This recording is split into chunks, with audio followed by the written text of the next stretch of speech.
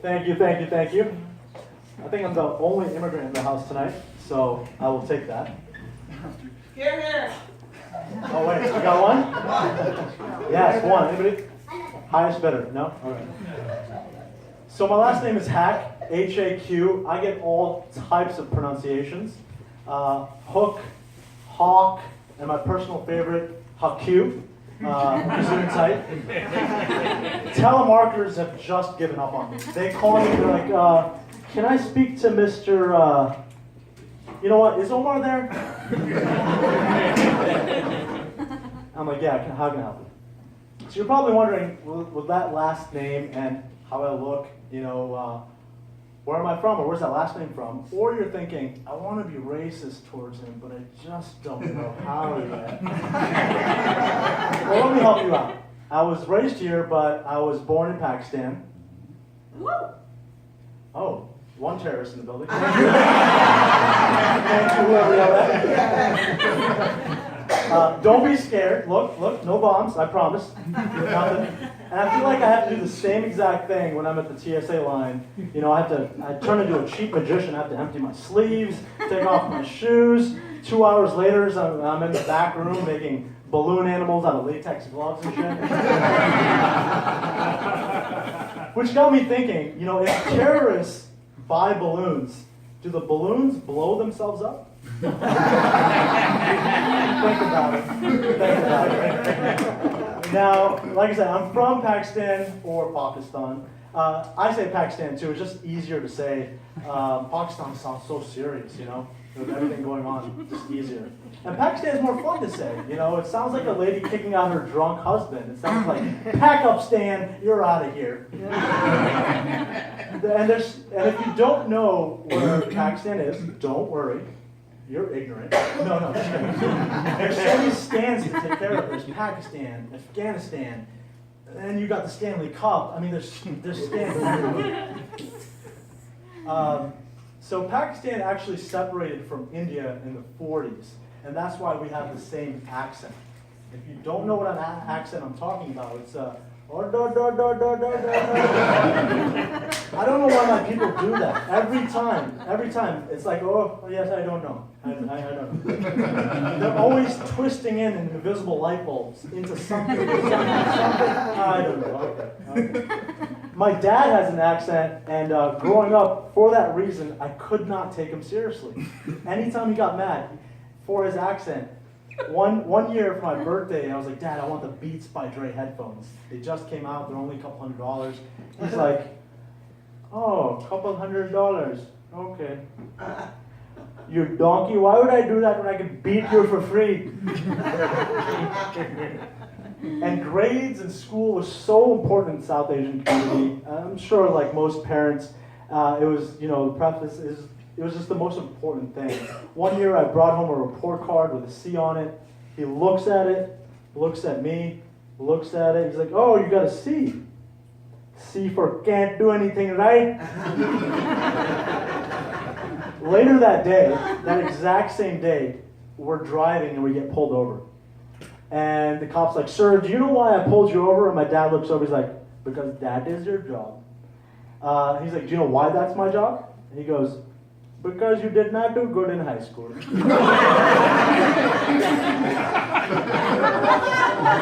got a ton of tickets that day.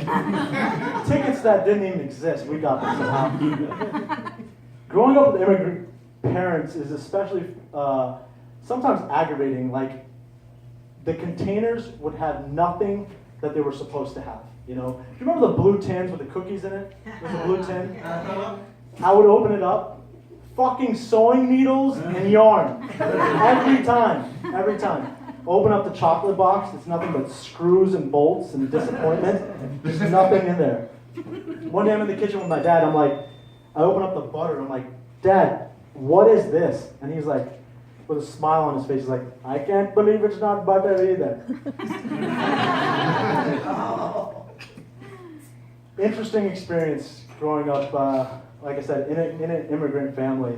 But now, somehow, I'm the only immigrant in my group of friends, you know, and they send me all sorts of articles and news about the Middle East and South Asia, and is this tradition true? What about Isaac? I don't know. I've never been. I have no idea. And now I just fuck with them. I just mess with them as much as possible. You know. The other day we go to the store. We're going to a party actually, and we have to pick up some ice, some soda, and some chips. I was like, you know what? I'm gonna mess with my friend Jason. So we walk up to the counter, and I'm like, with a serious face, I'm like, excuse me, do you know where the ice is? And the lady and my friend Jason have this, they're like so perplexed. I'm like, ISIS, do you know where ISIS? And she's like, excuse me, sir? I'm like, oh, do you know where I can pick up some ice? They're like, yeah, oh, aisle 3. So I invited some of my friends over just to continue to mess with them. They walk into my living room, they're like, Omar, is that a goat tied up? And I'm like, yeah, it's tradition. I don't know what you want me to say. It's Goat Fuck Friday. Hopefully about protection. And today's Friday. A couple of days ago, my same friend Jason sends me a news article. It's about a sandstorm happening in China. And he's like, did you hear about this? And I'm like, yeah, crazy. Al-Qaeda's back at it again, man. They're just all over the place. You just don't know what's going to happen with them. As an immigrant, I've been sort of perplexed lately because ever since Trump's been elected, you know, hate crimes have gone up. Especially, I'm sure you guys know, especially living in this area, and it's been weird because we're sort of confusing because the hate crimes have gone up, but so have my stocks. So it's like, I guess you can't win them all, you know? Hate crimes, especially against Mexicans, Muslims, and people that look like me, or as Trump supporters call us, sand Mexicans. Growing up, I didn't really feel too much discrimination. You know, I grew up in a very urban environment, a lot of different ethnicities, different groups. But more recently, I've felt it, and there was a couple different times. They actually turned out to be pretty funny. The first time was when I joined the Army right out of high school. And when I tell people that, they're taken back. They're like, which Army are you talking about? I'm like, the U.S. Army, you asshole. And they're like, oh, okay. So I'm in boot camp, right? And this drill sergeant comes up to me, this black drill sergeant. He's like, Private, where are you from? And I'm like, Virginia, drill sergeant. And he's like, no. Where's your family from? I'm like, oh, they're from Pakistan, drill sergeant. He pauses. He's like, oh, so you're a spy for Pakistan. I pause, look him dead in his eyes, and I'm like, oh, so you're a spy for Africa. I've never exercised more in my life that day. Man, I think I lost 5 pounds that day. But we had a great relationship after that, so it all worked out. The second time was more recent. I was driving to Florida with some friends on a trip, and we stopped at a gas station in South Carolina. Already, that sounds like a horror movie plot. I know. So we stop at a gas station in South Carolina, and there's nobody inside. I walk up, get my stuff, get to the register, and when I get to the register, there's this big white guy with a t-shirt on. And under his t-shirt, I can see a swastika tattoo poking out. Kid you not, the only time in my life a single drop of pee came out. Just right out. And in that moment, I turn into Michael Jackson and I slowly start moonwalking away. And he's like, hey boy, you gonna leave me hanging? And I'm thinking to myself, are you gonna leave me hanging? Crazy. And I was like, you know what? Instead of being afraid, instead of being scared, I'm just gonna confuse and scare the shit out of this guy.